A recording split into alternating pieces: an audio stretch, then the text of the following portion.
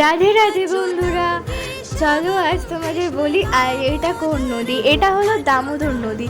আমরা আজ যাচ্ছি নগরদ্বীপ। নগরদ্বীপ যেতে যেতে বাসে আমরা দেখতে পেলাম এই নদীটা। এত বড় আয়তন হওয়ার কারণে আমরা এইটাকে ছবি তুলে নিয়েছি। এবার আমরা নগরদ্বীপে পৌঁছানোর পরে বাস ধরে আমরা গঙ্গাঘাটে এসে গেছি। আর তোমরা দেখতেই পাচ্ছ এটা গঙ্গা নদী। আর তোমরা আমাকেও দেখতে পাচ্ছ, পিছনে মা, মাইমা, দিদা আর মামা তিনজনেই আছি আমরা। তো গাইস দেখতে পাচ্ছ পেছন থেকে, ওইখান থেকে আমি ব্রিজের ওখান থেকে আসছি, তারপরে এখানকে আসছিলাম। দেখতে পাচ্ছ মামা একটা রেড কালারের ড্রেস পরেছে, আমি একটা ব্লু কালারের, এবং মা একটা গ্রিন কালারের ড্রেস, এবং মাইমা একটা পিঙ্ক কালারের ড্রেস পরেছে। আর দিদাকে দেখতে পাচ্ছি, দিদা এখন দেখতেই চাইছে না, একটা ব্লু কালারের ড্রেস শাড়ি পরেছে দিদাও।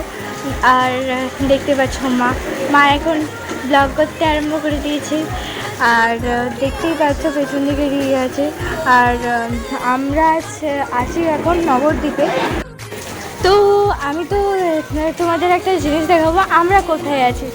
আমরা এমন জায়গায় আছি, এখানে আমরা ব্যালকনি থেকে হচ্ছে তোমার ইস্কনের মন্দিরটাও দেখতে পারবো। আর এখানে ব্যালকনি থেকে সামনে একটা জামা কাপড়ের দোকান আছে, ওটাও আমরা দেখতে পারবো। আর দেখতে পাচ্ছ রাস্তাটাও সামনে আছে।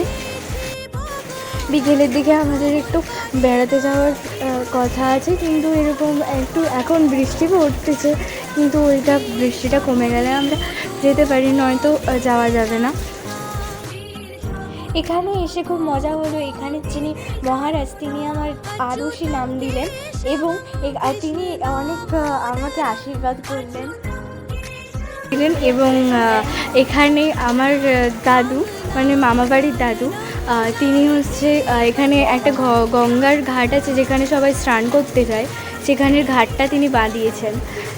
সেখানে আজ আমরা স্নানও করে আসি। আজকের মতন এইটুকুই, পরের ভিডিওর জন্য সাথে থাকুন। রাধে রাধে।